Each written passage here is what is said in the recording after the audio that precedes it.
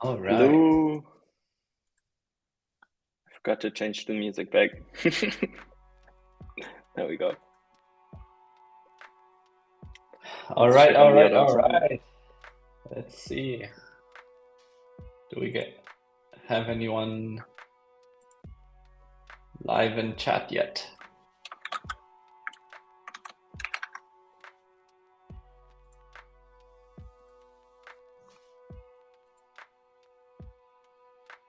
Looks like we already got a Goodbye, couple of folks. Hey, Kemal, what's up? Nicholas. Hey, Nicholas. Woohoo! Here we go. Happy Friday. Happy profiling.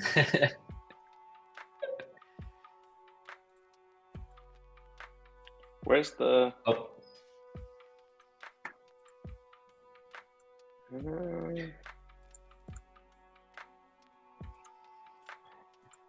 what's up, Nicholas? How's your Friday going?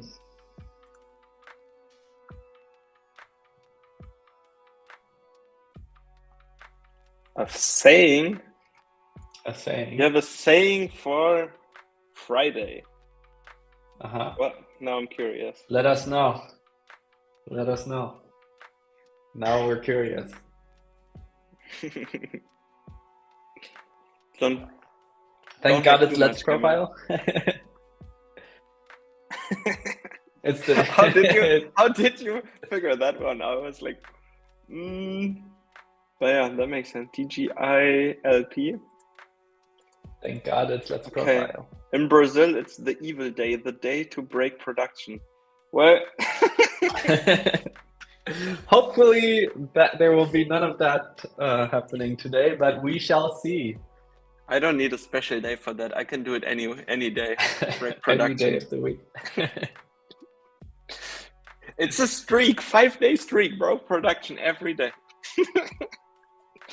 Ooh, such a great software I think engineer. if we didn't have our canary deploys, I think we would break production quite often, but that way we limit it just to ourselves. Yeah, better that way. Mm-hmm.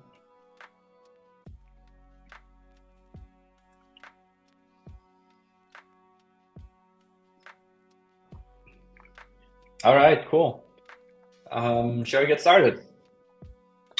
I think so. Yeah. I'm sure we'll have people come and Yep. go as we move along. So yeah, I actually let me. Do you happen to be logged in on Twitter, Matthias? I want to Yeah. share the tweet. I think. You mean I should post it in chat here, or? No, maybe just like pull it up and share, so that we can use it as kind of in setting the scene. Ah, I see. That tweet, you mean? Trying to find it. Let me share my screen. Browser chat. Ah, it's the wrong profile. All right, but here we go. Yeah, I'm not logged in on this machine, but that's fine. Yeah, that's good enough. Make it So if you bigger. can make this Whoa. a bit bigger, yeah. The wrong way around.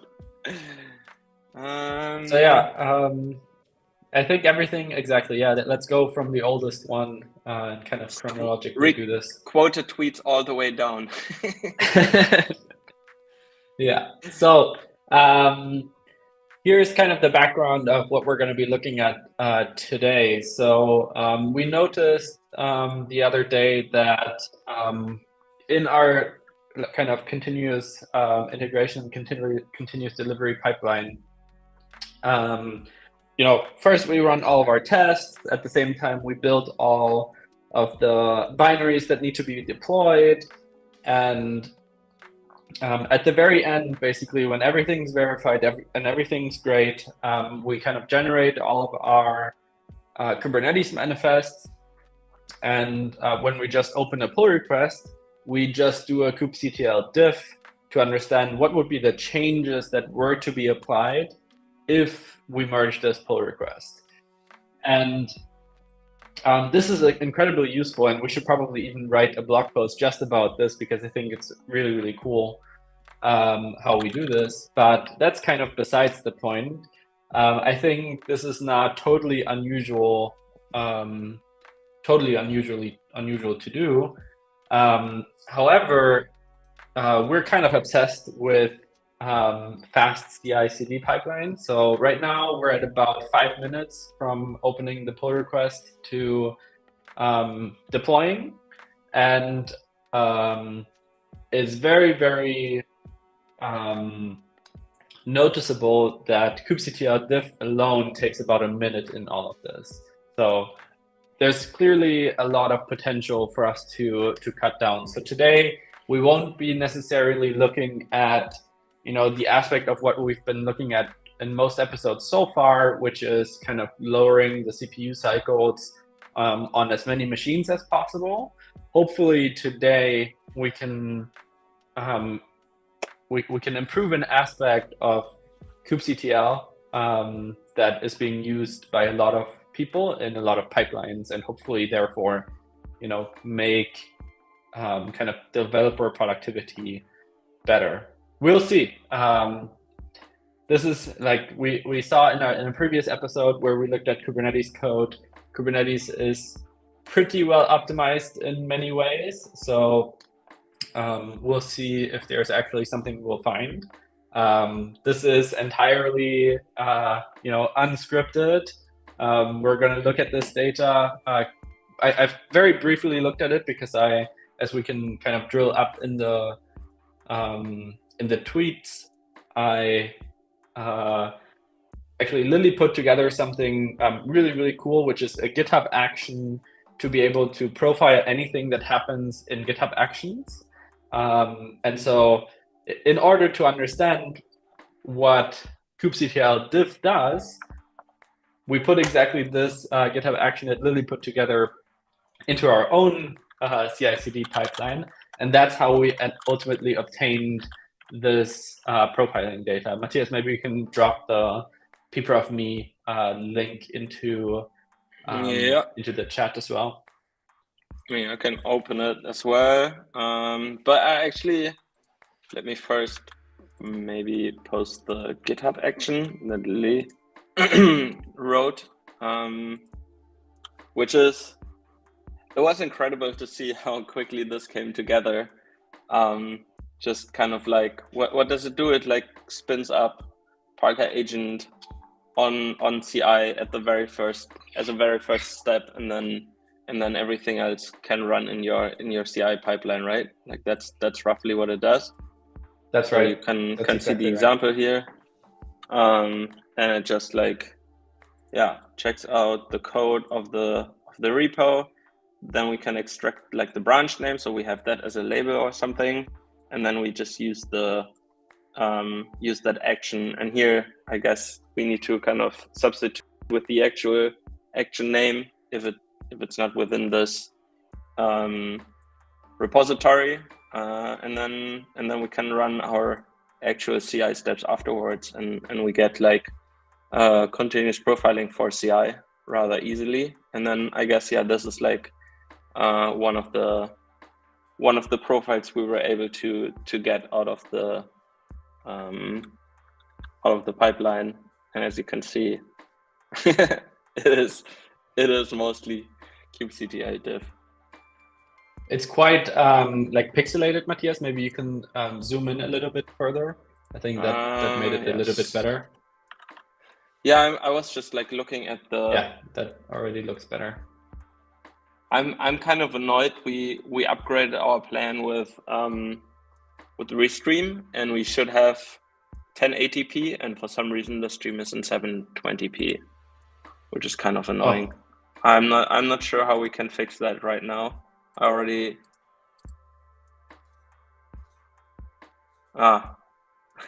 we should have like changed the quality in the settings before going live. It seemed like it was like still 720p, 30 frames per second. I don't know what happens if we click on end stream to change it, but it's probably not worth it, but that kind of sucks. Yeah. Yeah, sorry. So We'll zoom hopefully in. then next time, truly. Yeah. Still learning. But yeah. Anyway, So yeah, I've only very briefly looked at this data, so no idea if we'll be able to find something. But what is pretty clear from this profiling data, as we can already, I think, kind of obviously tell, the majority of time is actually spent in some sort of visitor pattern here, right? So I imagine we'll see in code, whether this is true or not. And I think there's some other things that we can try out to see if this theory is true. But given that this takes almost a minute to do, I'm willing to bet that there's no concurrency here. Like, this is just iterating over each file that it finds on disk, and one by one does a request to Kubernetes, to the Kubernetes API, gets the result, does the diff, and then saves that diff and ultimately prints it if there is actually a diff, right? Mm-hmm. So I feel like this may actually not be one of those cases of let's reduce the number of CPU cycles. It may be a case of adding concurrency in order to cut down this time. This is kind of further, we don't see this in the pprof.me share, but this is kind of further pronounced when we look at the kind of metrics data of the kubectl diff, and it uses about like 1/10 of a core when doing all of this. And so that's quite it's quite clear that we're not utilizing the CPU that we have available for sure. So yeah, we're bound by like network, probably, right? Exactly. Yeah, it's probably not just network actually. So I think it's probably going to be both reading the files from disk as well as doing the request against Kubernetes to see what the current live version of this is. Yeah, so I'll put all this. I'm just wondering how many people actually diff like huge directories, or if this is like basically us like running into this quite drastically, because like so far I think I've seen people mostly do diffs of like 1 or 2 files or something like that, and then it's like one thing at a time or whatever. And like I don't know, like if anyone listening, if you have this where you actually go for like diffing an entire directory, let us know. But yeah, I stop sharing my screen then. Yeah, sounds good. And I see we have a couple of new viewers. So if you have any questions or you want us to go back to anything, let us know in chat. I'm more than happy to do that, of course, if you're interested in the CI setup of how this works and everything. Cool. All right, I guess then we can start to jump into the code. What do you think? Yeah, definitely. I'm curious what this is looking like on the code side. I've no idea. I only seen the profile briefly, so definitely. I always forget this. I need to not make my terminal full screen when doing this. Very unlike what I usually do. Actually, I'm gonna go ahead and share my full screen, and then hopefully you tell me at what point. Whoops. Yeah, that's stupid. Flame graph is readable. Does this look roughly okay? I think it is, yeah. All right. So let's close this. So one thing, I think Matthias had a pretty cool idea, which is, ultimately today what we're interested in is cutting down the amount of time that it takes to do this kubectl diff. So Matthias had a pretty cool idea where we actually just look at our observability namespace. This is kind of, we don't necessarily want to share absolutely everything we do in our private repo. But this observability namespace basically deploys the Prometheus project and a few other like open source components. So there's absolutely nothing secret in here. However, this is a fairly large amount of Kubernetes manifests that are being generated by this. And so the time that it spends diffing this is already plenty for us to use kind of as a benchmark. You can see we haven't entirely upgraded all of our Kubernetes clusters just yet. However, we're in the process of doing that. So we can see this takes about 19 seconds in total to do. So about a third of our entire infrastructure is represented by this. So hopefully we can cut this down quite dramatically. So I did already check out the kubectl code, but let's first dive into this profile one more time. So just kind of looking at what we can infer from this profiling data, how this is executing.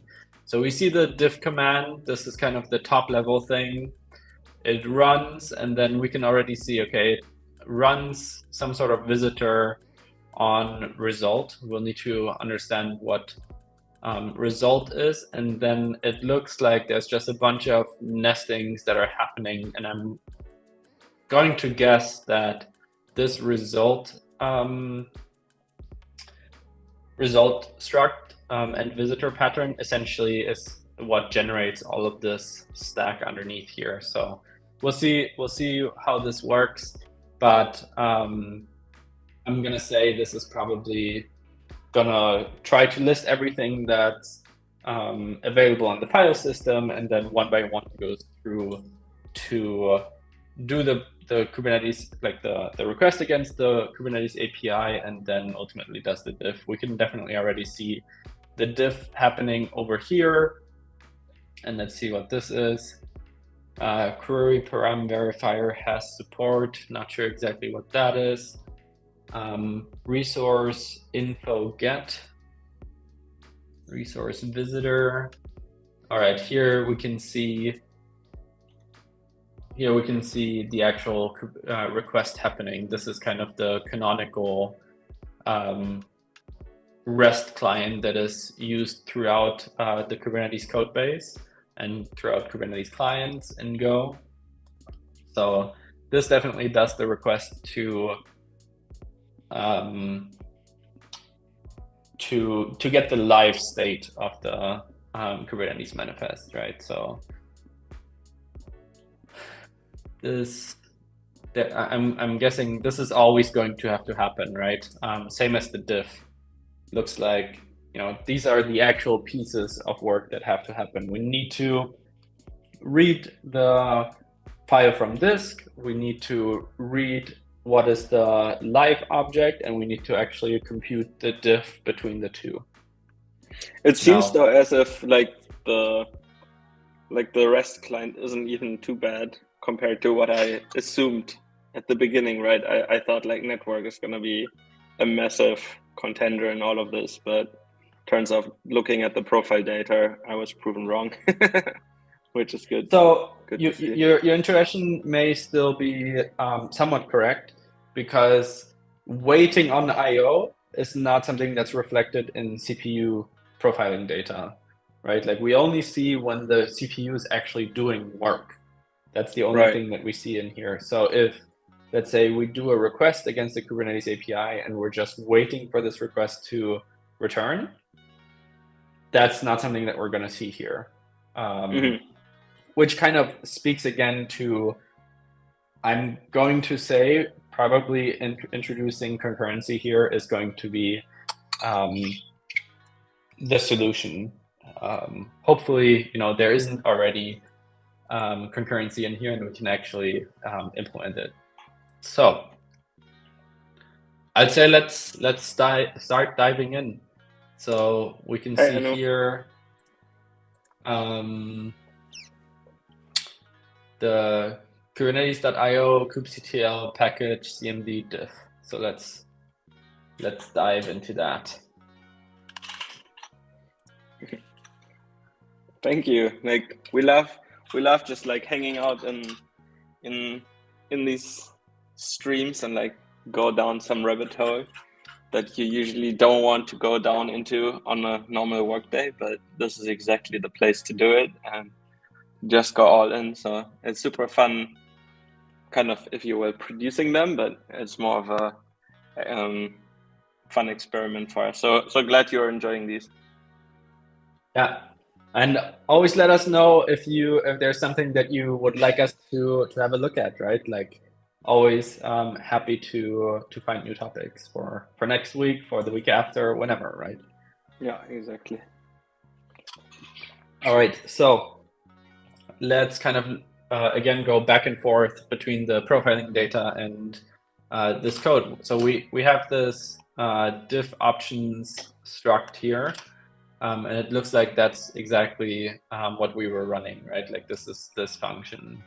So we're on the right path. This is the majority of this CPU time that we're looking at. Actually, there does appear to be a decent amount of other work happening.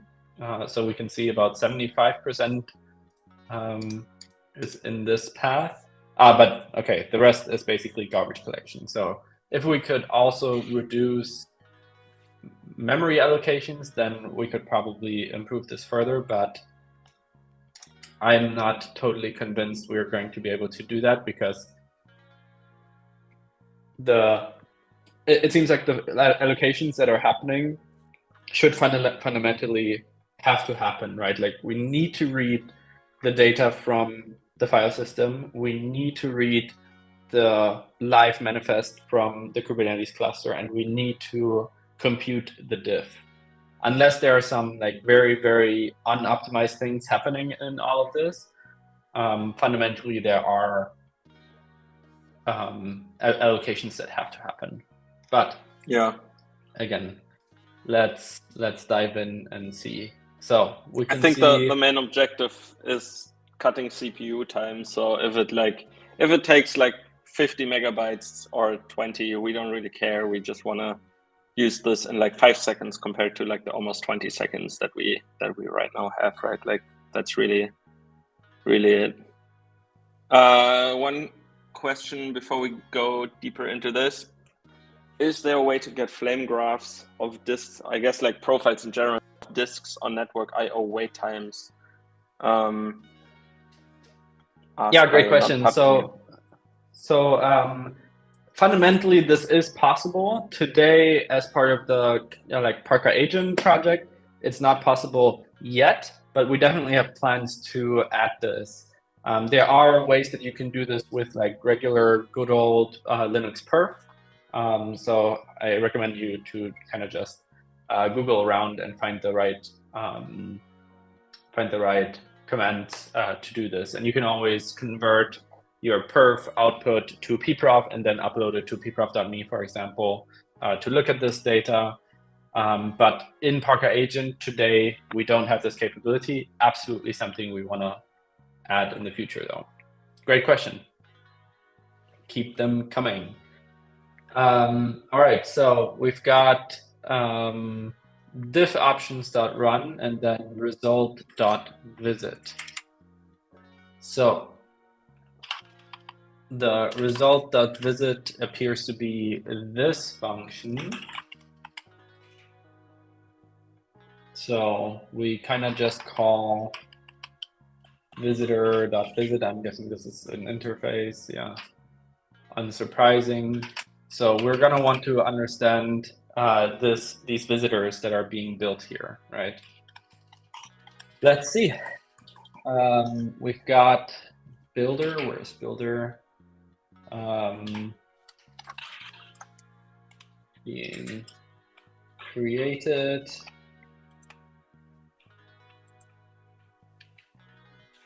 Options. Where do options come from? New diff options. Maybe builder has a nil, kind of a nil pattern. And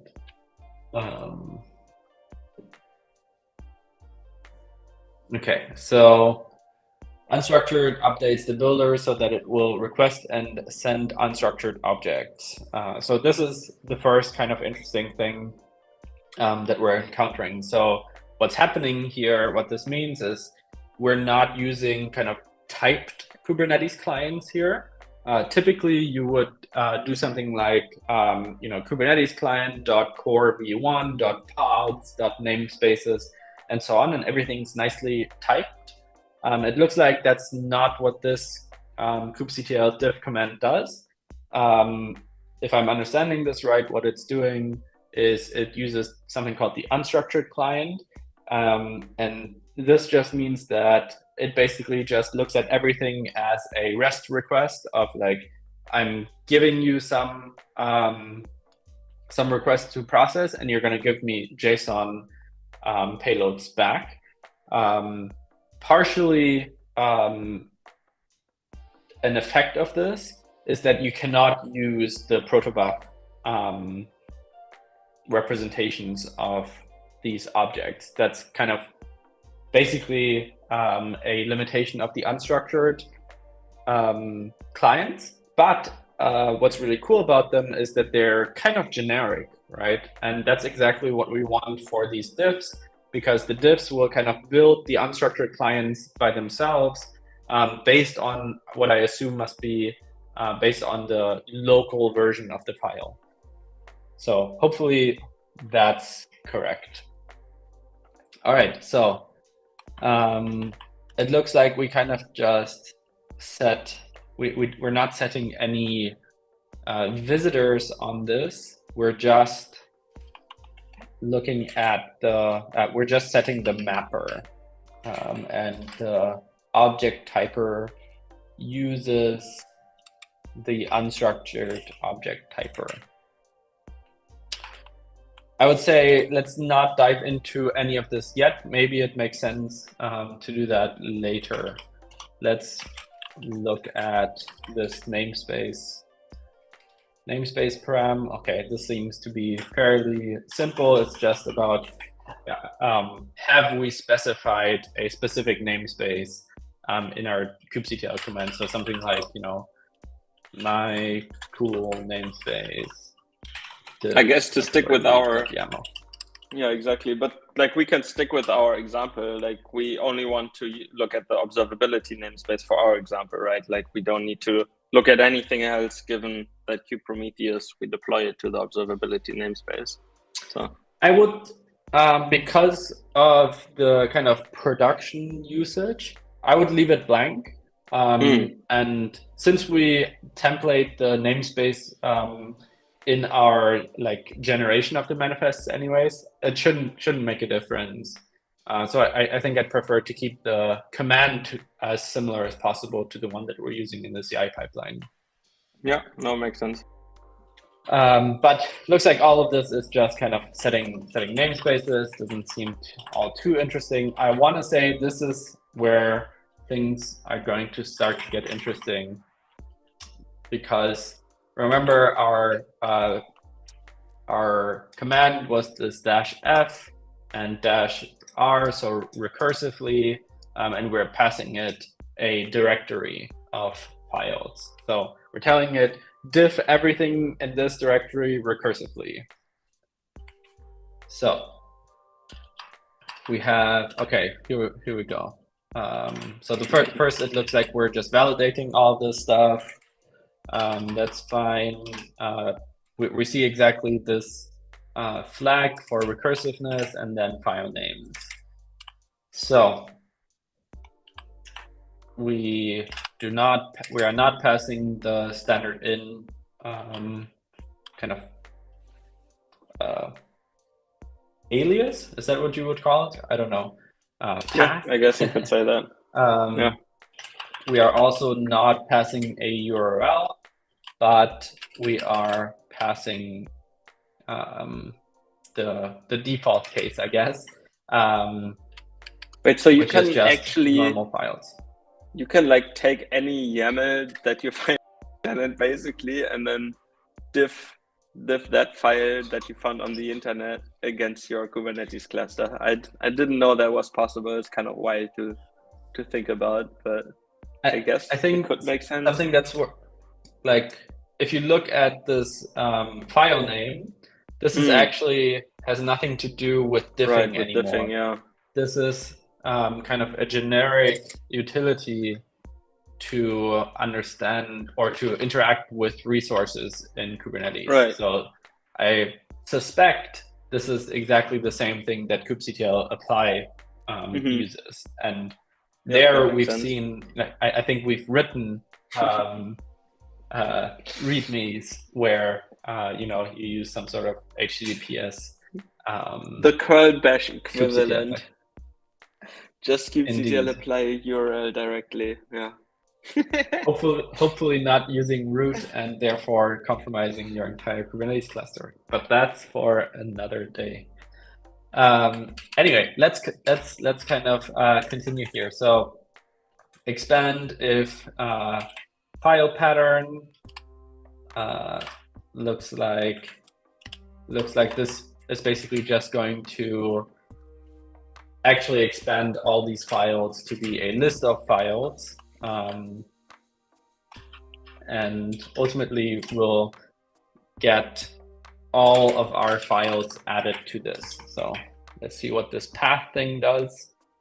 Aha, I'm jumping ahead already, I'm reading ahead, but I see something about visitors. So we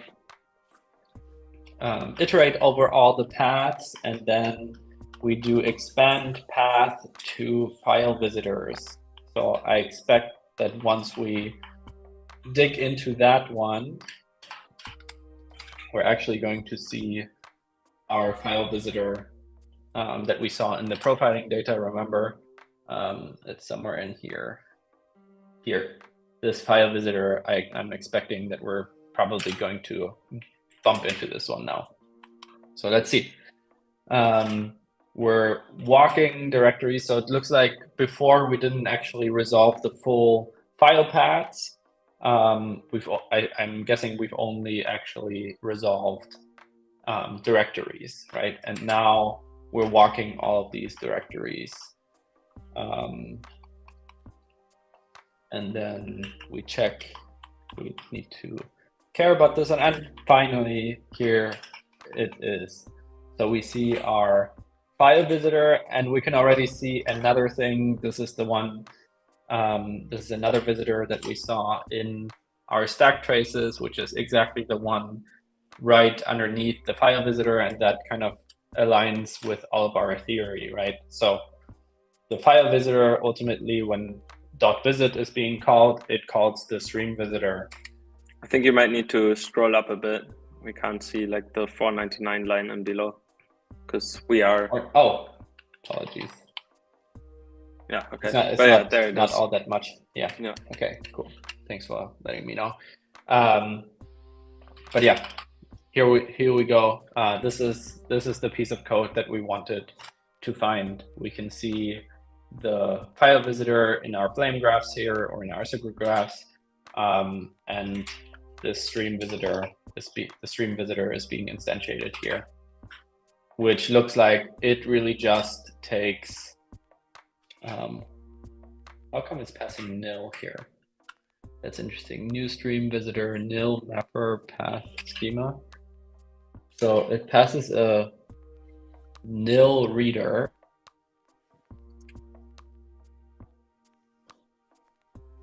How does this thing work? Let's see. Let's read some comments. Stream visitor reads objects from an IO reader and walks them. A stream visitor can only be visited once.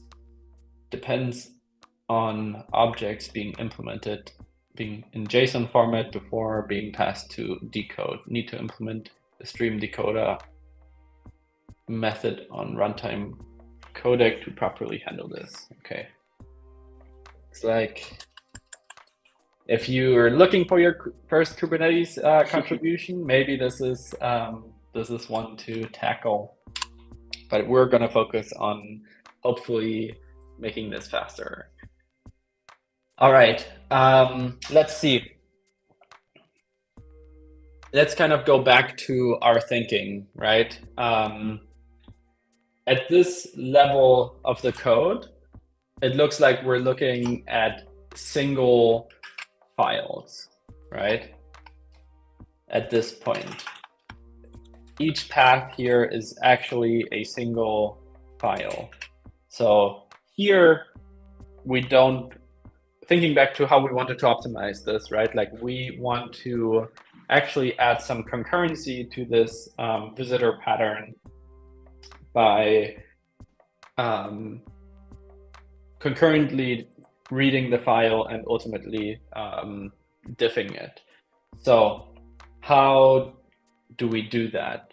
Of course, this is handling single files, so this doesn't seem to be the place where we can actually make an improvement.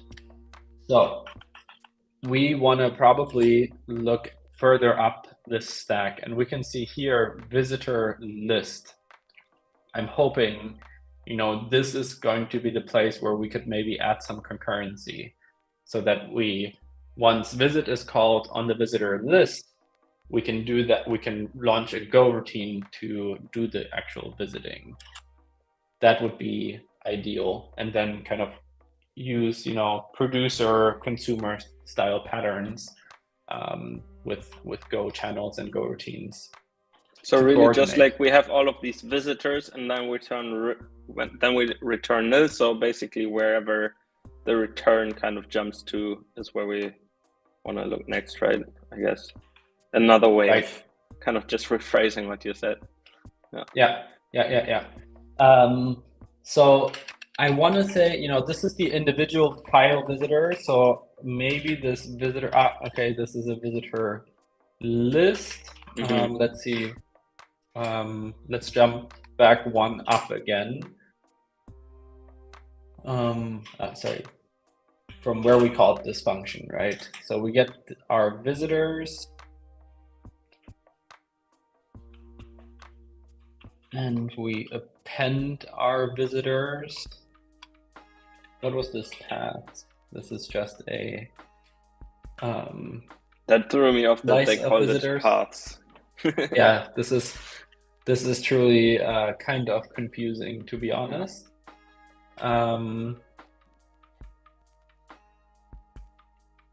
Actually, I think we might have jumped a little bit too quickly. Oh no, sorry. No, I'm starting to get confused by the depth that we're at.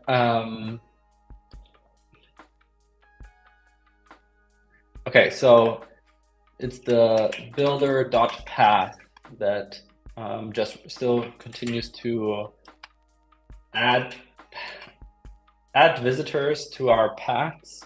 It's kind of confusing, but that is what we were calling from this point. So I think now it's kind of time to let's just verify that, okay, I just popped from our stack one more, so we are back here. So at this point, all that we've done is we collected a bunch of individual visitors, right? So what we're still looking for is all of this, all of these visitors that are being created, wrapping this. Yeah, we didn't see him at all, no. Yeah.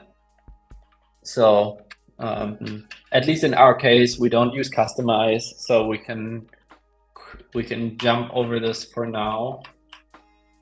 And enforce namespace, we don't have that. And then we just return the builder. So at this point, looks like we've resolved our file names. So let's recap. Our builder at this point has been instructed to use unstructured objects, and we have figured out what are all the files on disk. We haven't actually read any of these files. We've only figured out what are the ones that we have to deal with. We also don't work with these selectors. So for the sake of time, I think I'm gonna jump over them, but this already looks like something that may be interesting based on our data in the icicle graph, right? We can see these flatten list visitor, and we see the flatten function. Looks like this is just setting some configuration. So I expect that in this do function is when that is actually going to be constructed. And I think we can start to see that now. If I go back, we called the flatten here. So we always will flatten the list in this particular path of the code. So it looks like here on line 1164, this is always going to happen. So I expect this is where we're actually building that flattened list. And this, of course, just takes a visitor. But now I'm curious. Okay, here we already now have just a visitor. So I must have missed where we actually built our visitor list. Did you see it? No, I did not. Maybe we just jumped over it this here. One, yeah. That's the only one because we didn't have visitor it like built before going into the do function, so it must be this then. Okay, our b.paths is not length 0 because this is exactly what we've been filling so far in our. All right, let's jump into that then. Visit by path. Resources, names, tuples.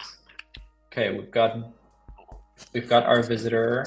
Aha. Okay, here we go. Now we found it. Visitor list. That's where we're doing this. All right, cool. Finally, we have found it. So now, okay, looks like this is actually happening multiple times then. We are flattening the list, but maybe we can have a look at that later again.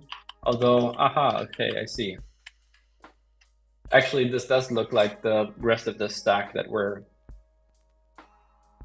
building now. So we have our decorated visitor, which is on top of our flattened list visitor, and that is the one that we call from result. So I think we've kind of covered all the pieces that are involved in this, but let's just, for the sake of understanding this, have a quick look at what this flattened list visitor does. In what way does it flatten things? So because here it looks like we're just instantiating things. So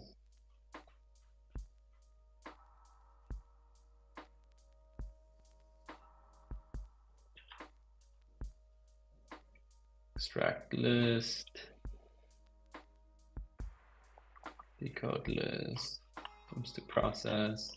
I'm wondering what kind of list we're talking about here. Is it like the Kubernetes kind list? I think so. This is whenever you do like a request that's not a specific object. I don't think that's actually something that we're doing, because we're not using like the label selectors or something like that. No, I think like line 403, like this is what I was like, we have individual files, right? So we can just like go over them. However, a single file can be of kind list in Kubernetes, where we have like multiple files and multiple objects in one file. So this is, I think, what this flattened list visitor does, where we say if in 403, if this file isn't a list, then we can just skip this.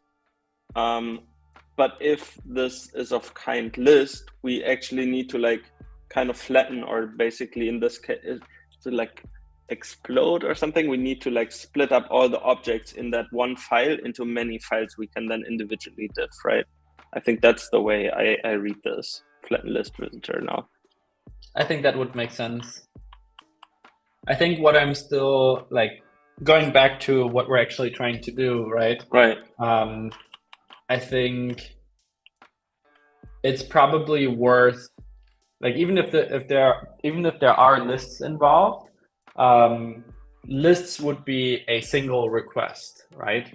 So the level at which we would want to introduce concurrency is probably before flattening. Would you agree? I'm not sure if, like, depends on how this was architected, I guess, because we could, like, individually for every single object do the requests and the diffing. Because right, the way but we definitely know. So it happens kind of from the bottom up, right? Like we have the file, and then per file we're doing this visitor thing, and I think the way I'm reading all of this, in our setup, because you and we know that we don't actually use any lists anywhere, and we don't use like in our kubectl command, we don't use a label selector. I think all of this is a no op for us. Just for us, right? So I think the concurrency is probably what should be implemented at this stage in the visitor list. Yeah, we like the flatten list thing. We can ignore this. I was just like thrown off because we don't really have a list, but this is like actually talking about the list type that we have in Kubernetes where we can group objects. So yeah, we can. I think we can for the most part ignore it here. Yeah. All right. Cool. And this looks kind of simple enough, right? So I expect at the start of us doing this, we're going to be creating a bunch of race conditions. So we'll need to kind of go through and compile this with the race detector on, so that we understand when we're doing mistakes. But we need to start somewhere, right? So I would say let's like start with an error group here. What? Okay, so this is we need to actually check out this repo, which is CLI runtime. Okay, there's IO CLI runtime. Yeah, that is so we need to use Go workspaces or something.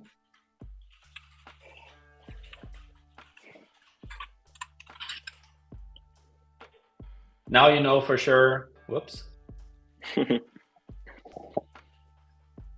We did not try this up front, yeah. Now you know we definitely did not try this up front.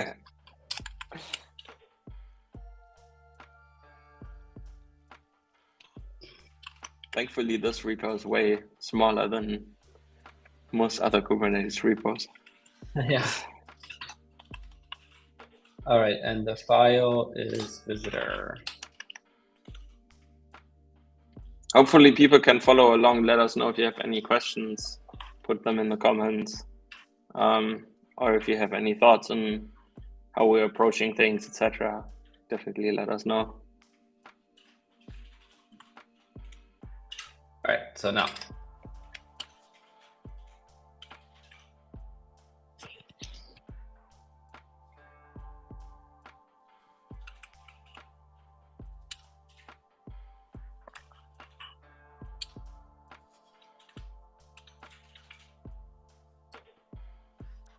And what is it? G.wait, yeah.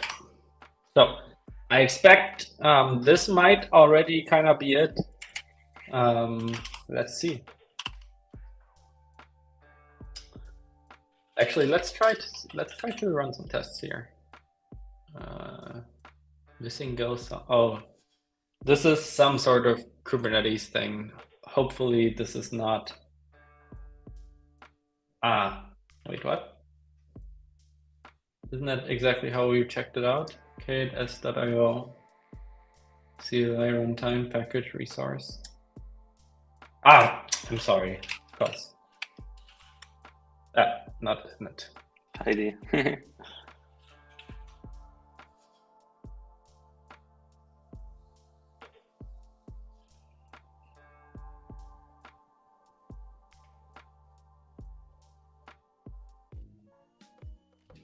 What did I just do?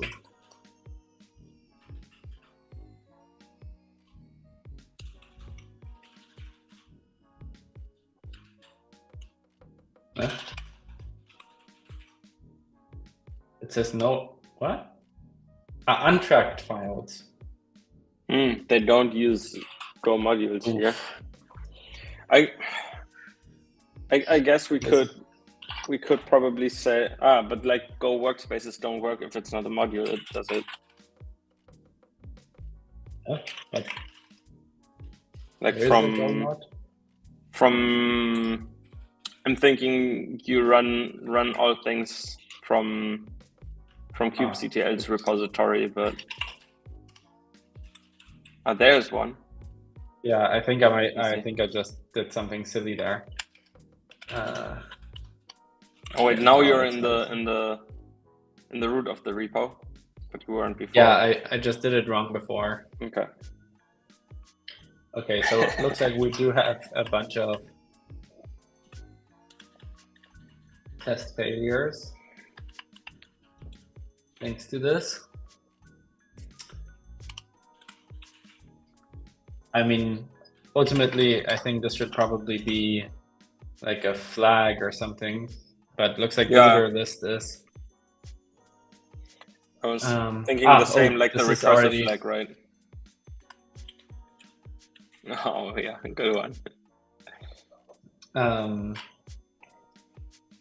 But yeah, I mean, you know, it could be that we do something like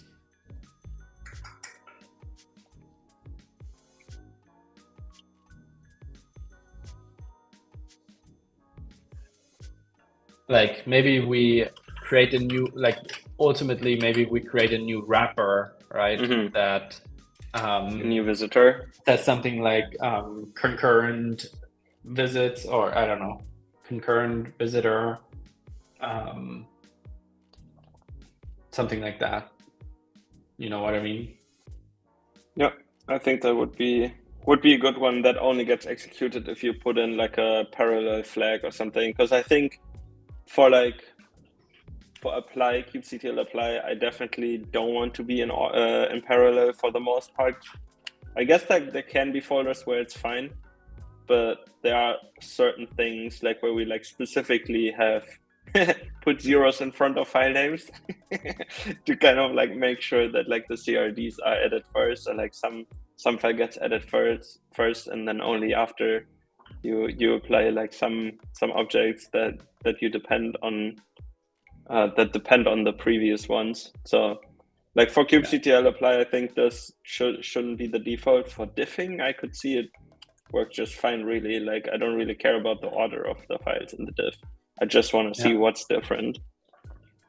But maybe let's engineer it right off the bat to be a separate thing then. Yeah.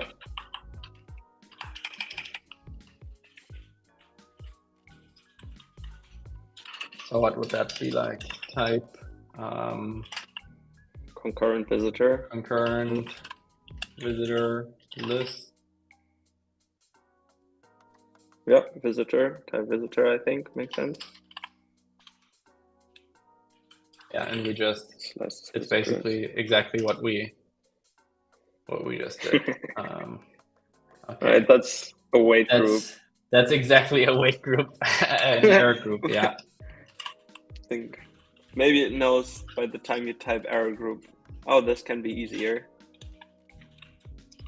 Prime example of not trusting Copilot every time. Yes.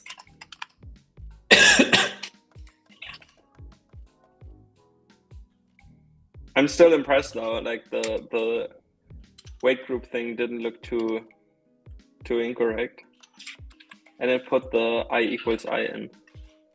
This time it did. First time around it didn't. All right, that looks not too bad.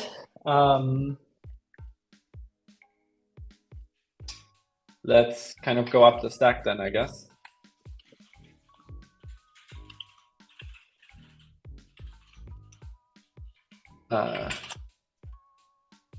What was it again? Do you recall where we originally It was like the created these? Something path, I think.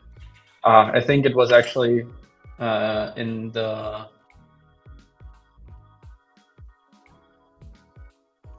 Like it was the one where we were building these visitors. I'm gonna go back to the. I'll just open a new. Where tab. at the end it does the do call. Yeah. I don't know.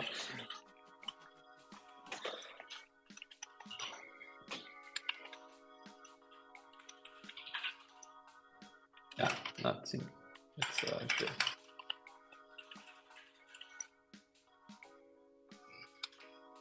Yeah. It's package resource builder. Okay, not visitor, it's builder here.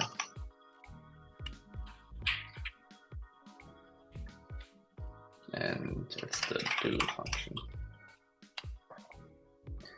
So, was the visitor result, and then visit by paths, and then here we're gonna visitors equals concurrent visitor list. We don't have the second part, the B concurrency, right? That's the flag we want to add. Interesting though. Yeah, you're right. Actually, in that case then,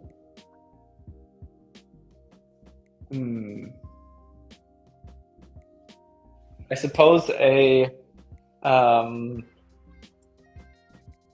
list with concurrency 1 is identical to the current visitor list, but let's keep this for later, I would say. But this does throw up an interesting question. I think we probably want to make this a struct, and then do this. And I think in the kind of latest version of the error group, you can say how many concurrent runs do you want to.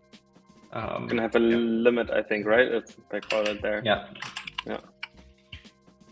Limit. Oops. Limit. Wait. Go. Okay. Is it the weight group then?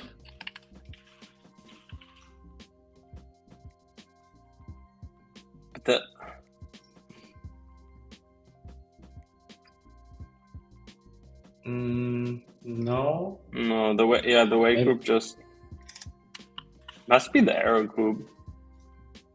That's set limit. Where is this? I guess maybe this is just not new enough. Outdated, yeah, it seems like it.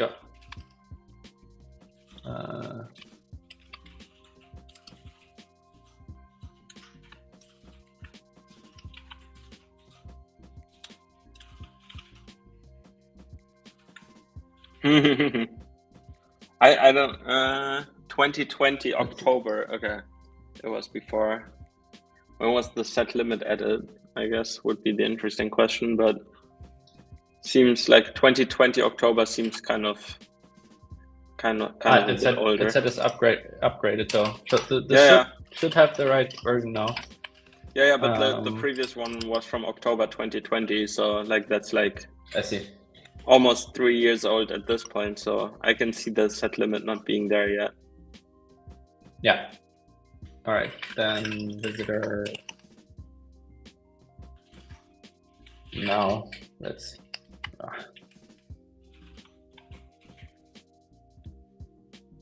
Yeah, this is. Yeah. This is how I remember this being implemented. Try go set limit. Yeah. Yeah. Okay. D dot. Use the semaphore in the background.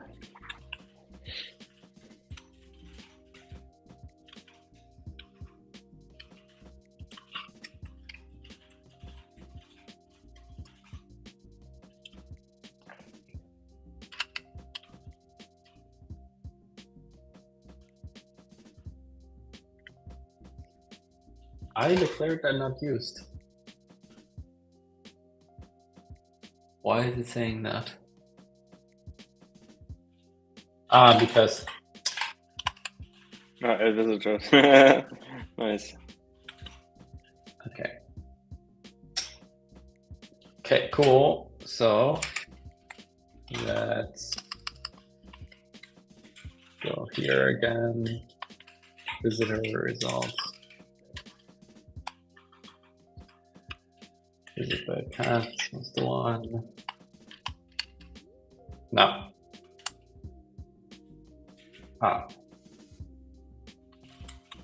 Making this mistake again. Do it from here.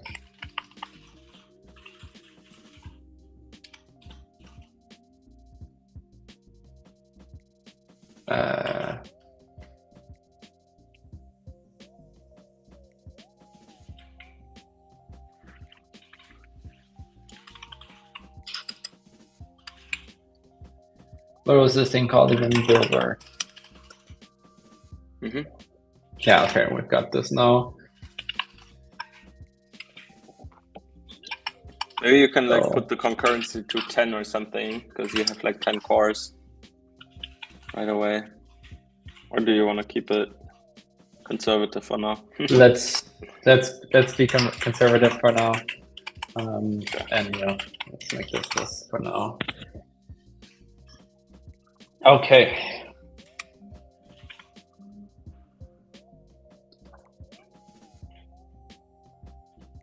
Maybe even just to see if it works at all, we can do this. Yeah.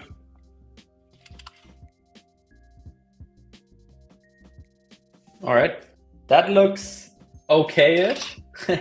Let's do concurrency too. Let's see what happens. All right. Yes. Probably the order, is it? Something did not expect. Path builder with multiple. So yeah, this is probably something where multiple things are happening. So we would probably want to go back and fix this later. I think, since this is a read-only operation against our cluster, this may be okay. I do expect that whatever happens like further down here, this is not concurrency safe, right? During the request, that's probably fine. But this differ thing, I think might be worth looking at. Yeah, I think we should briefly take a look. It could be that it just does like individual objects, so we might be fine. But yeah, let's take a look.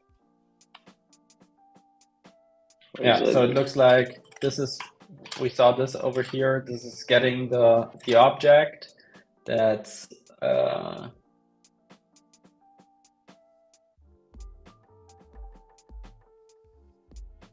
over here. So here we're getting the live state of this object. Then I don't know what this thing is. Okay, interesting.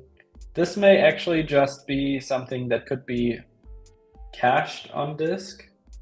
Basically, I think the kubectl does, whenever it can, it does cache these types of things. So let's ignore this for now. What was the gva key abbreviation again? I remember this. Group version key. Yes. Something like that. Yeah. That's like the how Kubernetes internally identifies something, right? Yeah. Oh, it's been a while. Yeah. But so retrieving these, that's fine. The Kubernetes client itself is fine with doing that. The resource client is fine with doing that. The Kubernetes API is fine with doing that. Let's now make sure that this, whatever happens here in this differ, is fine with being used concurrently. So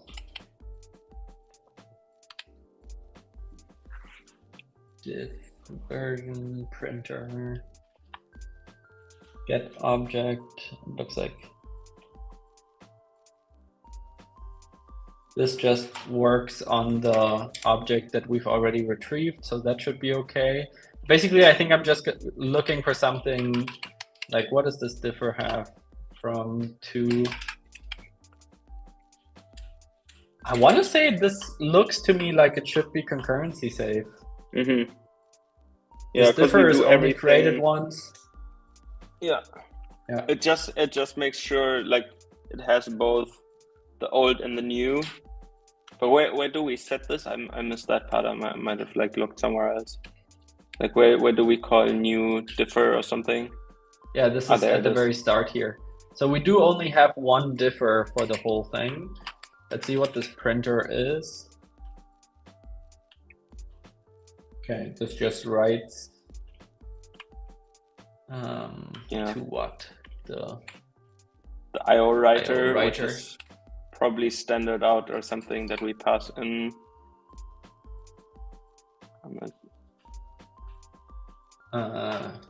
Go back down here. This is where we pass the printer. So where is printer being used here?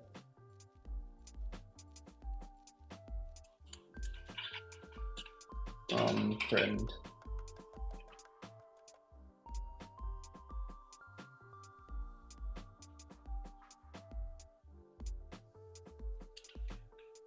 You know what this does? This writes, yeah, okay. So this writes this all this stuff, I think, to temporary files before it actually runs the diff. That would make sense, yeah. Because there's also this environment variable that you can set for what diff program to use to actually compute the diff. There's this really cool project that we actually use in our CI pipeline called kubectl diff meet. Yeah. Shout out to Tom for creating this. So yeah, if you see this in your kubectl diff, for example, and this is very non-helpful for humans. But here we can see the kind of diff, right? Like TMP line something. So this diffing thing, it just writes stuff to the file system. So all of this looks to me like it should be concurrency safe, which is very exciting. Because even once all of this is done, it looks like all we're doing is writing the before and after to the disk. And then, here we go. And then we run the differ.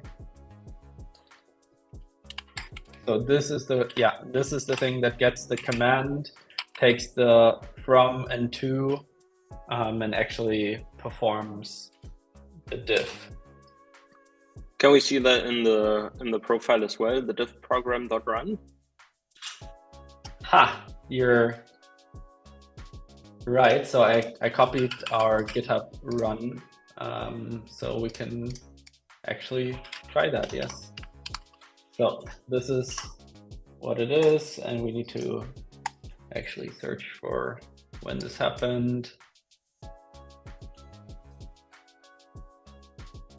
And you might want to like zoom in a bit more, since we sadly missed setting this stream to 1080p before we started it. So we've got kubectl here. Yeah, there you go. It might just be that the kubectl neat might be too fast for us to capture any data. So this is kubectl, but at least in some of our CI runs, it looks like we've caught it. Aha. Nice. Aha, yeah. So yeah, we have this as well, but given that we only have a single occurrence of this, it's probably not overly expensive to run this. Is my guess. Yeah, fair enough. This may already be using concurrency even, but good point. This could be an additional thing that we might want to look at in order to improve the runtime further. But good point, and very cool that we were able to see this here as well, I think. Yeah, that's pretty amazing, just this one dot. So, to me, I think we can compile this thing and try. Yeah. Let's see. It explodes. So we need to. How does this thing work again? Is it go.work? Yeah, you can just use go work init,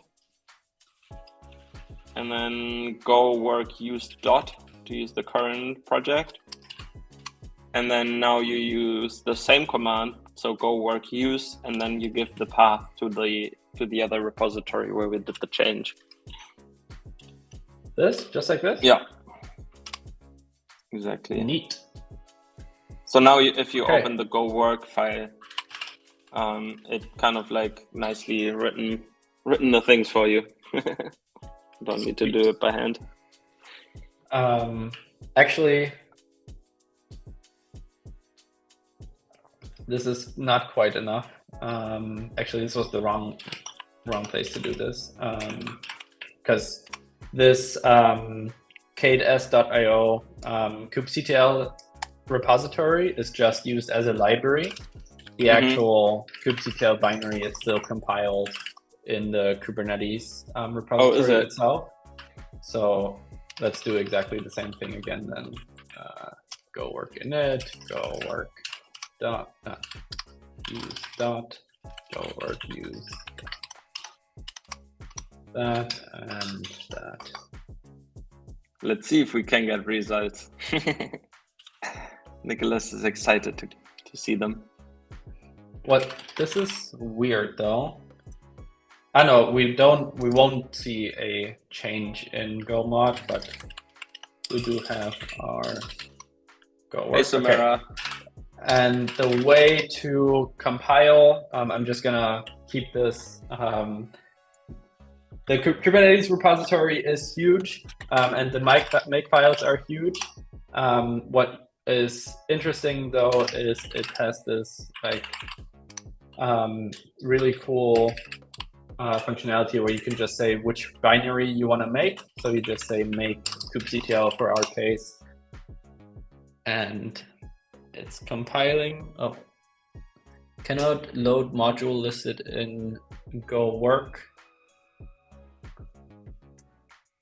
Maybe I don't know if I haven't tried like the relative paths in go work thing, so I usually give it like the full absolute path.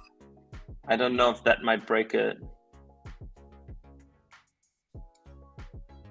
Output. Yeah, probably better to give it like the full path. I don't know. We can just try that.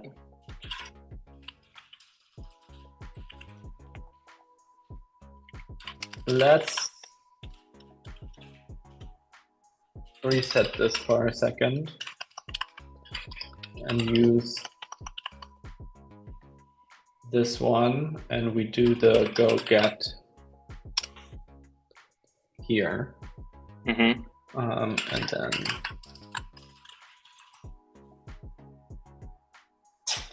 same thing. Okay. Yeah, but it says like listed cannot load module listed in go work file, right? So it is about the workspaces that we use. Maybe I don't know if that works with Kubernetes build things or not, but that's why I'm. Let me make sure that we just are starting out with a of course. Hopefully this is fine. Don't put a slash anywhere in the path. Let's try this again. Oh my god, the first couple of years when I like learned terminal commands, I tried all of these things in virtual machines, obviously, like rm, rf, slash, see what happens and stuff. Yeah, this looks weird. Oh my! We have like, oh, this is Kubernetes stuff. Do we need to change the code? But actually says, like, it tells you what to do, like go work, edit, replace, something, override to resolve. Maybe it's, I don't know.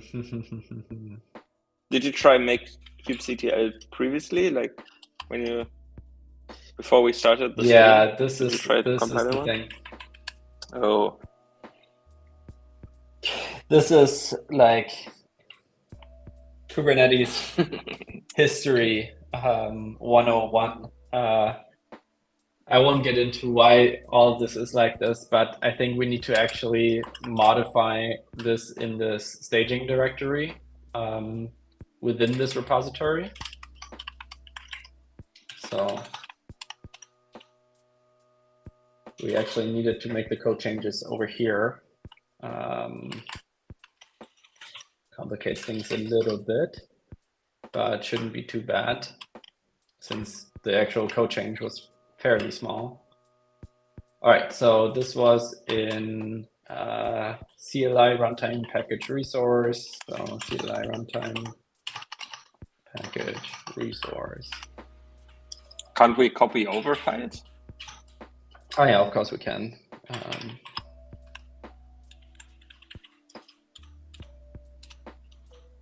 I have no idea what you're doing right now. So if anyone watching doesn't know what Frederick is doing, what kind of magic he's up to make Kubernetes compile, you're not the only one. Basically,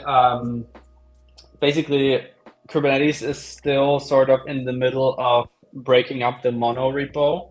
And it uses this like staging area to like prepare all of that. And so whenever something happens in the staging directory, that automatically gets synced to the repositories.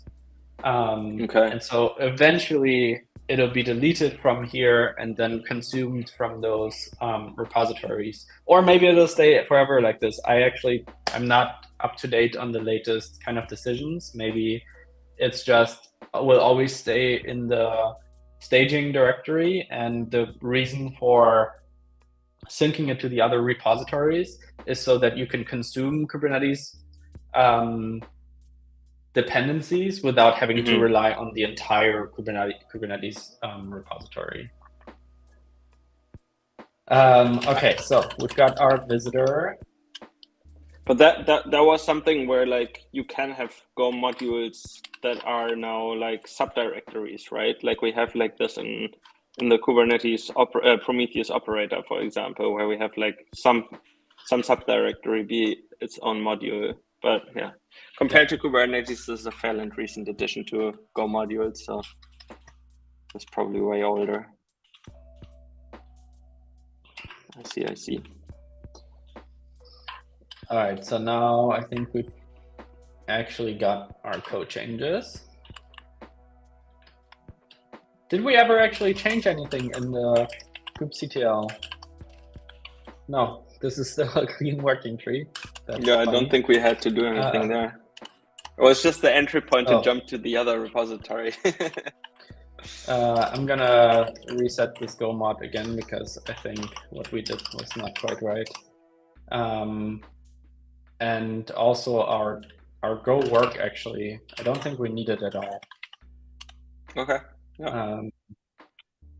Yeah, given that they in Kubernetes have the staging folders, yeah. But we do still need this. So hopefully now this compiles. All right, that's already looking a little bit better.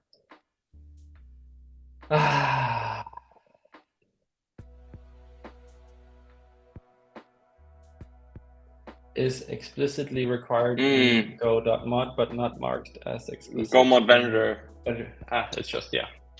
It's the vendor folder. Another archaic. Don't know why. I don't miss the vendor folder. Nope. And I definitely don't miss checking that into Git repositories these days. It's good that we have like caches that cache like all sorts of versions for us forever. That was like the quick, easy way of like starting your job and then like updating the vendor folder, and you had like easy top 10 contributors. Now you need to actually do the work. All right, it actually compiled. Awesome. So now we have our binary over here. Yes. And we can see this is a OS X Mac O binary. So cool. Let's make use of that, right? So we see here we needed 18 seconds. No, I'm curious. I am as well. Could be, this is the moment of truth. Maybe absolutely nothing got better. This is wrong.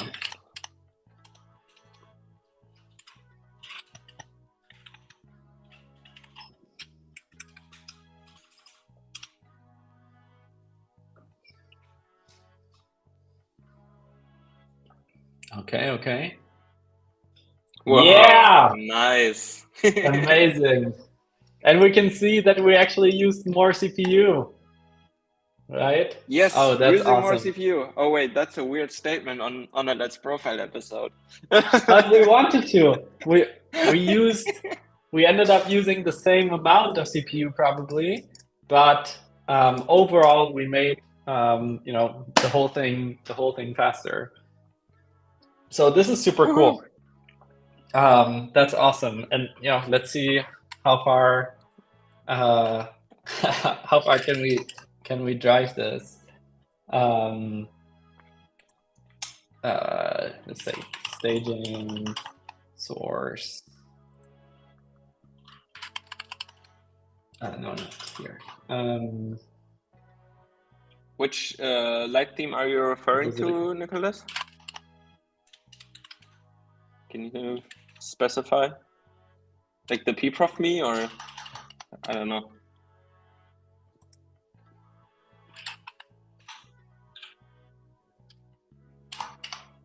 macOS.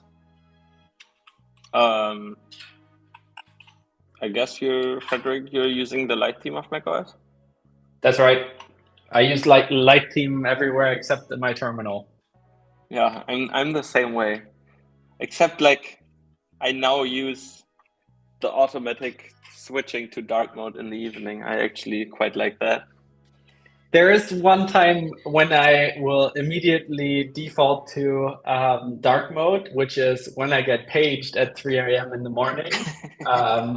And everything's way too bright to look at a screen. That's when I'll immediately switch everything to dark mode. Yeah. Yes, that is the correct summary. The TLDR is we used a concurrent visitor in the CLI runtime to speed up things really rapidly. Yeah, so we went from... Yeah. Go ahead. No, I just wanted to say we went from 18 seconds to 7 seconds by the basically not even diffing concurrently, but by just gathering all the data concurrently that we then pass on to the actual diffing step. And then the diffing step doesn't seem too bad, but it's getting all of the files and then the objects from the Kubernetes API concurrently, so that we have all the data gathered more quickly, so that we can then diff that. Yeah, and that was done by using a concurrent visitor in the CLI runtime. Yeah, really good summary that you wrote in chat. Awesome. Yeah, I think I think the way we should continue now is we should actually make the concurrency configurable.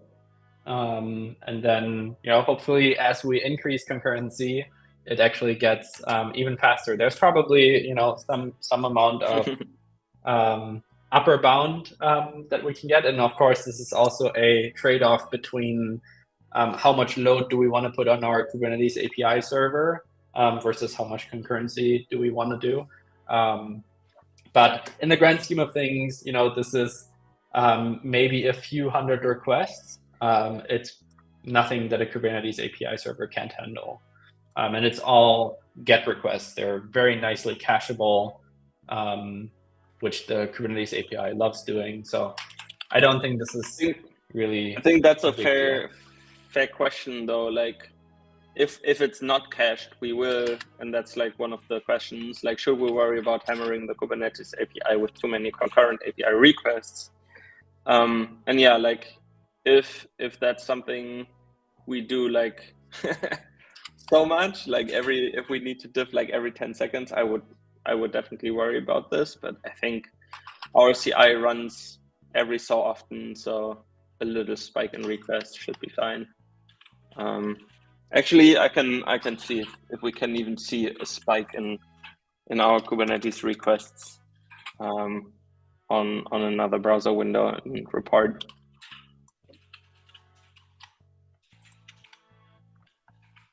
So I'm just kind of going through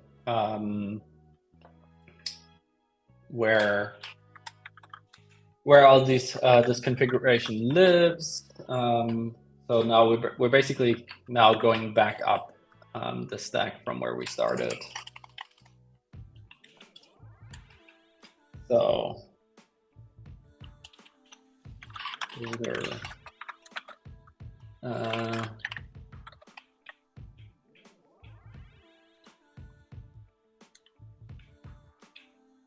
I think we might just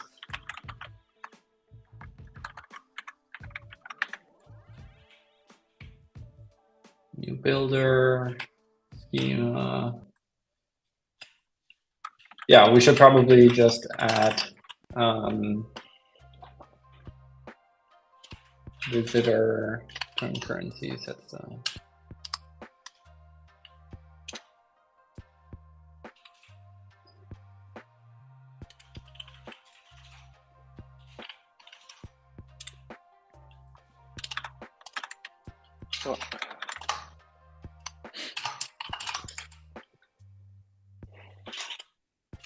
yeah, I'm looking at our Kubernetes API requests, and like I can see that with a rate window of 1 minute, we can see spikes, probably because of like kubectl diff. Like this like nicely lines up with like starting our stream at like 14 UTC. And we have a couple of spikes right after we started the stream, basically. But I think overall, like we went from like constantly having like 8 requests per second to like a spike where we had like 10 requests per second. So like an increase of two requests per second or something over a couple of seconds. Like I think it's almost neglectable in the grand scheme of things. Yeah. But good question, and I'm happy I looked it up in our metrics. That is like the API server request total metric that I checked. Yeah, like overall, there are way too many requests constantly done from like the kubelet and all other components or like operators and stuff that like this doesn't even really matter in the grand scheme of things.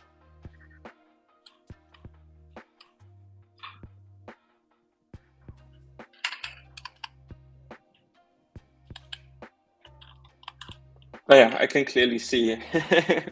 I can clearly see when kubectl diff was running. That's kind of interesting. Do you happen to know where all these flags are being set? No.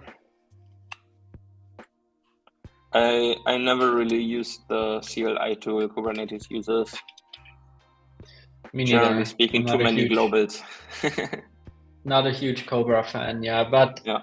once again, it's one of those things. It was very, very popular at Yeah. the time, and this is something that probably Kubernetes is never going to be able to remove. I guess it works. So. Here we go. But I have no idea how to really how to navigate that. That looks doable though. So now Where's the flags int var options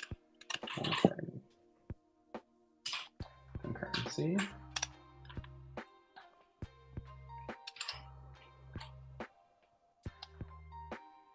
Okay, let's call it diff concurrency. I think I like that.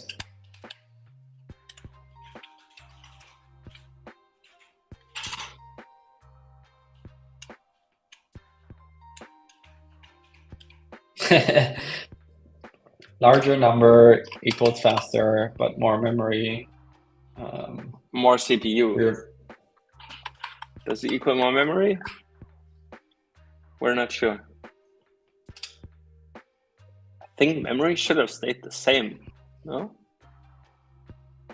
But well, it could be more memory. It could be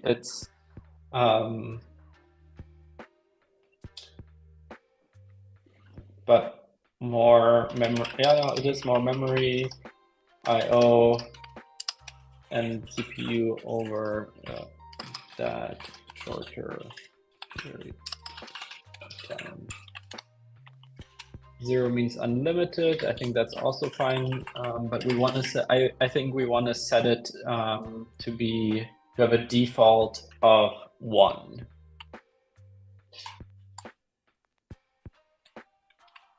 Yeah.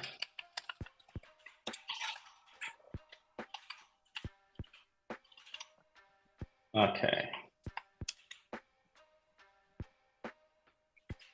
Maybe you want to write I/O all uppercase.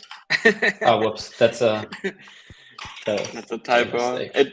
I was just like staring at it, like hoping you would see it again. Such an unimportant thing that like jumped at me.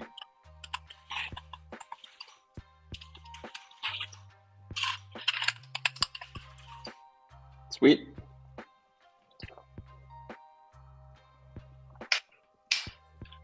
Now, let's see.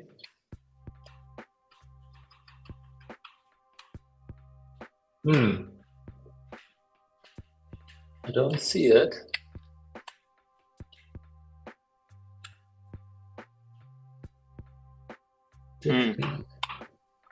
Not public name says maybe we should remove the comment for 0 equals unlimited in the message, because we haven't really implemented that, right?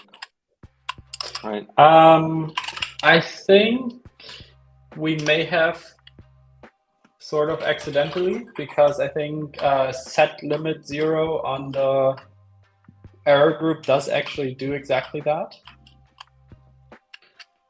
But definitely something we should have a look at.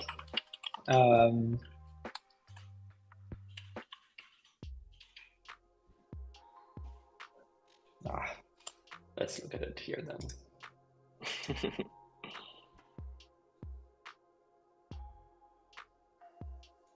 A negative value indicates no limit. Any subsequent value.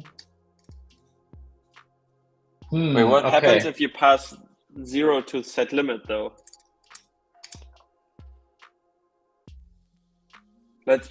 Can you open the code? Because like a negative value, but like if n is less than 0, if it's not 0.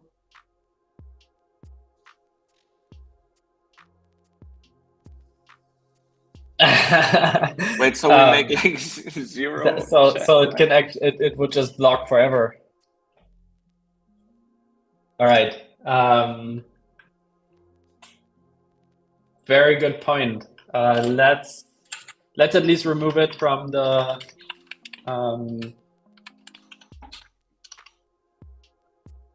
from this comment, and then we'll have another look at how to deal with that. But clearly, we need to actually take care of the case when someone passes 0, right? Like, sure, we actually like it doesn't make sense, but people can still pass it, and that would be a behavior that we want to prevent. But why? Also, a good comment that like probably having the unlimited option is a really good foot gun. So maybe we should just not have that option. Yeah, like you get 1 by default, so no concurrency, and then you can set it to something more explicitly. Yeah, nice, good comment. Why aren't we seeing?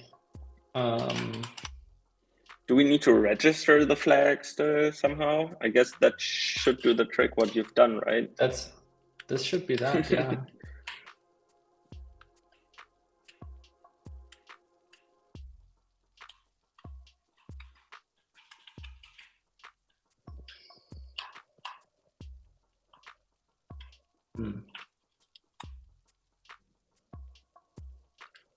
Oh, we actually need to also do something over here. We need to, I guess it doesn't matter really where, but let's do it here. Concurrency.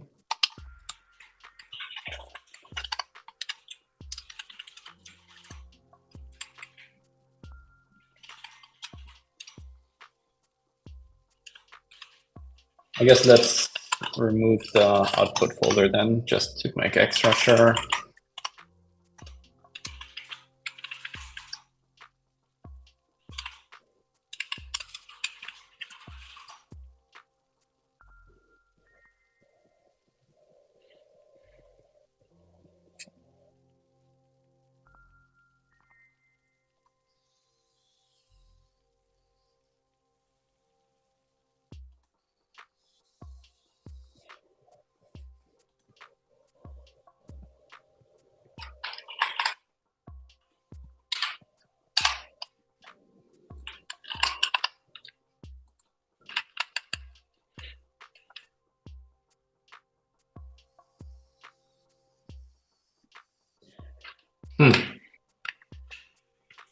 Could it just have something to do with how these options are printed? Maybe the flag still exists? Maybe, yeah.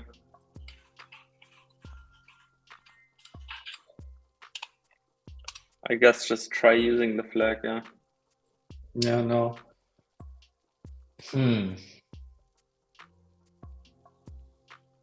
This confuses me. How come?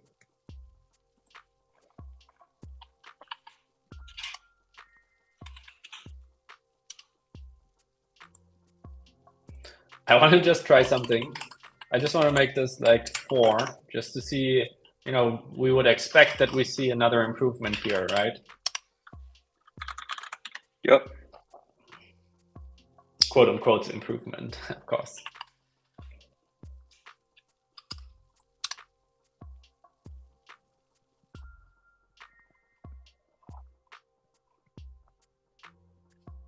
Only small improvement. Let's see whether making this 1 again gets us back to where we were. Oh, didn't, did I? No.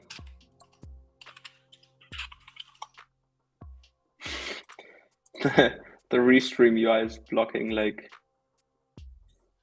us being able to read this on stream. Ah, sorry about that. Okay, what were we seeing? Like 6 seconds? Yeah, we can see 4. So maybe we never actually used our code. It looks like Kubernetes might just be caching. Yeah. Our replies. So the initial fetching should be faster, right? But we need to clear the caches.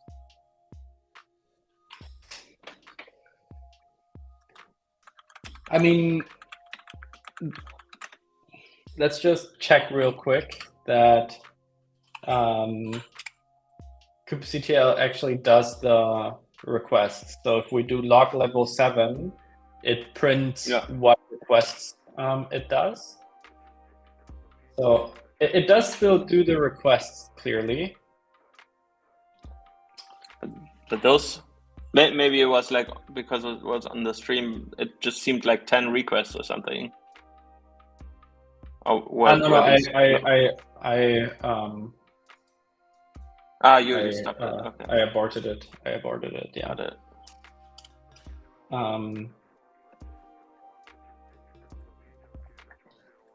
This is funky.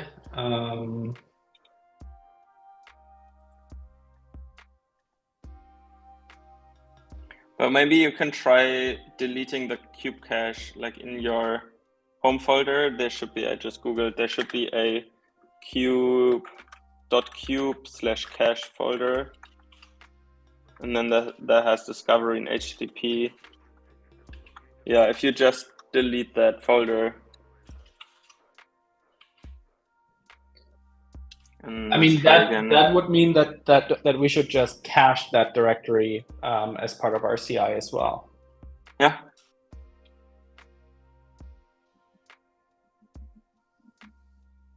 Doesn't look like that was the problem.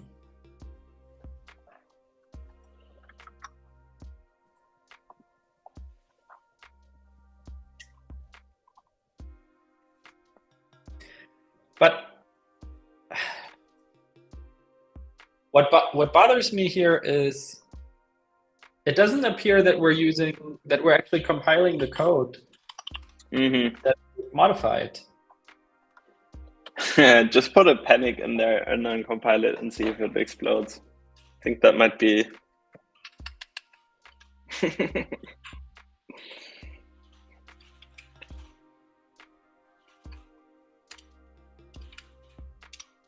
Let's see. That was like in the builder from the CLI runtime, right? Yeah.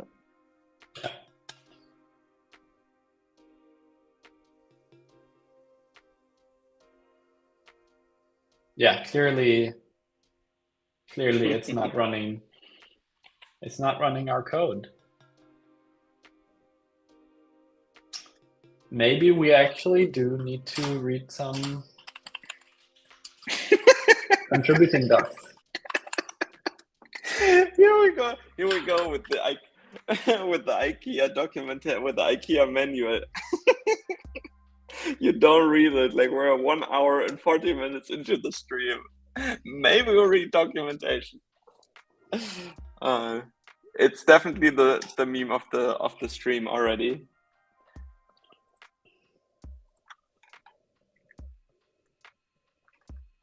How to compile the binaries? That's what you're looking for, I guess. Yeah.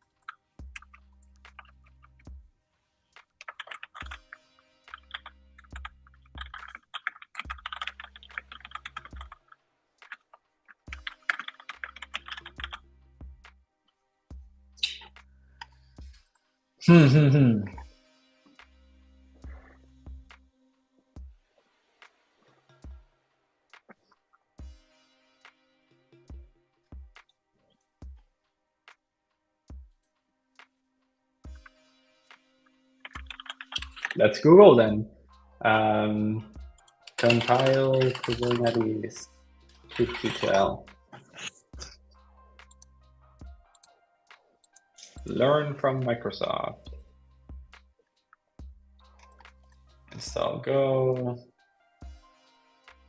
I mean, we can compile it locally. Okay, maybe we need to do this. This is how I remember it in the past, actually. That you did what? Okay. Kubelet. Let's just make sure we do this. Yeah, no, I don't have a Docker I just daemon. sent you a good meme that you can open in chat. Made specifically for the stream. You can find it in the chat. Did you mean me? Yeah, you can. I already posted it anyway, but we can take a look together.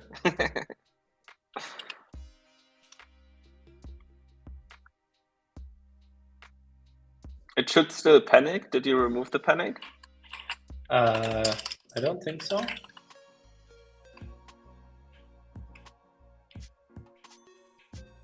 Yeah, the panic is still there.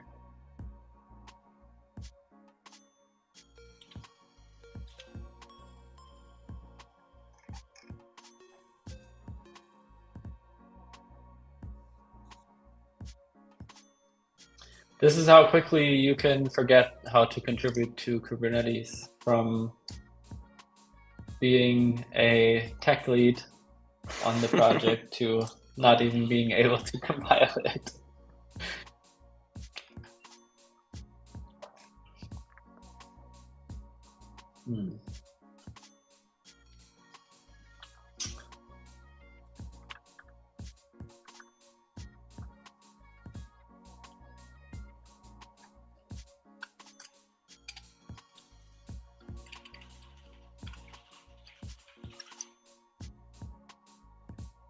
Maybe.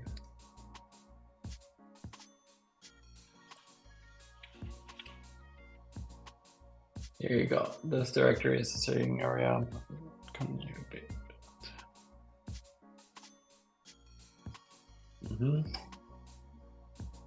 Yeah, the code in the staging directory is authoritative. The only copy of the code can directly modify.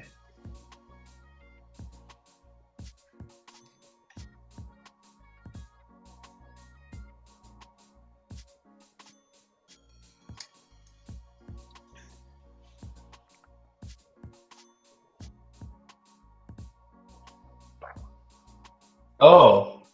So we're reading from the vendor folder. Yes. So that would mean that we need to do go mod vendor. So the actual compile happens from the vendor directory, but the edits are made there. Maybe this is the quote unquote breakthrough.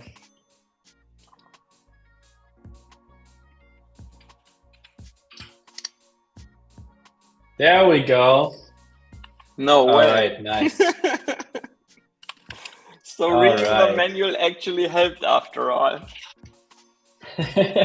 Who could have known? Who could have known? What was it? Diff concurrency?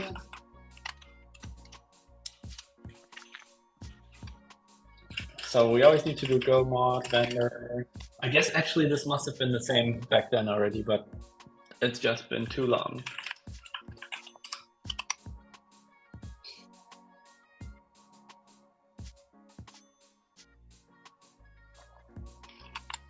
And now hopefully we see it in our diff concurrency. Yeah. All nice. Right. All of a sudden that works too. Now let's kind of capture our baseline. Okay, now it takes longer again. Interesting. Let's run this a couple of times just to, I guess, warm up caches, so that we hopefully get a so that we hopefully get a kind of more representative Number, no. Number. Okay, so it looks like we're, getting somewhere in the realm of 7 seconds without. So if we now do like concurrency, let's do concurrency 10, and hopefully that, of course, like drastically improves it. All right, now that's enough of a difference that convinces me that this. Let's do a count 3 so we can at least see it a couple of more times. That it's way quicker now. But happy to see. Woo. So yeah, actually now we're back to 10. Let's do diff concurrency 10 again. Now that's fast. But as we can see, we are spending all cores more, like over the 1 second, we are spending a lot more CPU, but that's okay, right? Like we're actually making this whole process faster for us. All right, cool. It looks like, we've actually accomplished our goal. Now, for the first time on the stream, we don't really have a very concrete number of how much faster we've made it. We've kind of made it configurable how much faster it's going to get. But like we always said on the entire stream, this is a trade-off of how much work we want to put onto the Kubernetes API. And, we are still at mercy of maintainers actually accepting this. So we don't know if this will actually land, but hopefully this was useful to, how to use the profiling data to guide reading the code and making improvements and, reasoning about all of this. I think we can leave it at this for today. Whoa.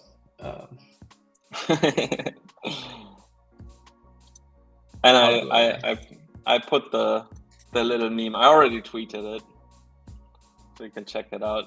The IKEA related. But yeah, meme. that was cool. We have a concurrent theme. So yeah, definitely. Awesome. That actually worked. I'm glad that worked out. Like I said, and you could see, right? Like we didn't even check out the code before, or at least not all of the code. I anticipated we'll look at the Kubernetes repo and we'll look at the kubectl repo. But yeah, I'm glad that we could make it work live and that we actually were able to get this improvement. Awesome. Yeah, I'm really excited about this. Hopefully this actually has a real impact on people's continuous delivery pipelines. So that we can roll out faster. Yeah. Though I mean, it will definitely have a huge impact for us and probably for everybody else using this. And then I will absolutely. Just answering a question on chat. We will absolutely be publishing this PR. I think in the past couple of times we did end up opening the pull request on the stream, but then we saw people dropping off. So it seems like people aren't super interested in seeing the commit messages being written, but absolutely after the stream, maybe still today, if not tomorrow or early next week, definitely we'll open the pull request, and hopefully we can get this into the Kubernetes project, right? That would be exciting. That would be really good. I think there are a couple, I just clicked through the references for the builder that we modified to be concurrent, and unsurprisingly, it's being used quite a lot. But there are maybe at most a handful of things where I think it could really be beneficial. Maybe describe, kubectl describe a resource. If you don't care which order they get back, you could just describe 10 in parallel or something. I don't know, executing into something.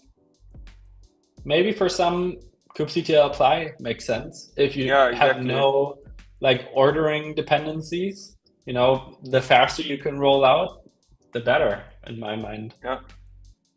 Yeah, but there's quite a bunch like exec into something or expose something. Like, I don't know, like there are a couple of ones where I don't really see it make sense, but I think there are still quite some other ones. Like, yeah, definitely apply, create, maybe even drain. I don't know if they need to like drain a node. Like that could be totally concurrent. I don't see a reason if you have like multiple nodes you want to drain. I don't think that works based on pyodes though, so it's probably that not is true. That is true. Visitor. Yeah. Okay. Fair enough. But yeah, no, I can definitely see that there could be various ways to make use of this. But this very clearly showed an improvement the way that we're using it, and I think that's very exciting. Just had a good laugh seeing the delete command. So next to applying it concurrently and creating it blindly, you can also now delete concurrently all of your infrastructure. So that would work as well. No, but I think this was really cool. It was, again, we're like 8 episodes into Let's Profile, and it's really cool to see how different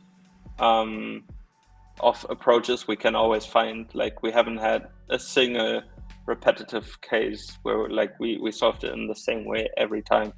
So yeah, let us know in the comments, or probably more likely like on Twitter or like Discord or like Kubernetes Slack or whatever, like if you have other ideas for us to like dive into that you're seeing. Try the GitHub action to like profile your CI runs, so you can maybe find something else in your CI runs that similar to this can be improved. Probably because like people usually don't really profile their CI. There's lots of things to optimize there, but everybody keeps waiting on their CI, right? So this is super exciting. I very much imagine this to be true. Yeah, super exciting to see this actually works. Next session on the OTel collector. I've never looked at the OTel collector's code or even profiles. I think we're running it for traces, so that might be an interesting one for sure as well. Yeah, we can have a look at that one. I think that'd be exciting. Yeah, but what it's worth, I know that there are some people very much obsessed with performance working on it, so I think that could be a tough one, but maybe it's time to challenge ourselves a little bit more. Or we can ask maintainers. I think that's also always an interesting one. We've discussed bringing on like maintainers of the projects, like other Prometheus maintainers, Thanos maintainers, maybe folks that are writing the OTels collector might be interested in going on the call, etc. Like, it doesn't only need to be us, but there's software we can look at together with the other maintainers. So that would be also pretty cool. Yeah, agreed. Cool. But yeah, then I think we can wrap it up. And super happy that we found this. Yeah, exciting. Awesome. Okay, I'm glad it actually worked. There was a very real chance that there were going to be a bunch of race conditions involved in this, and it was going to be very, very messy. Maybe we still missed it. We'll see. Hopefully, if we have, the Kubernetes folks are going to see and know about that. But yeah, I think we can end it here. So thanks everyone for watching. Like and subscribe, and hopefully see you next week. Yeah, see definitely. Awesome. Have a great weekend. Take care. Bye-bye.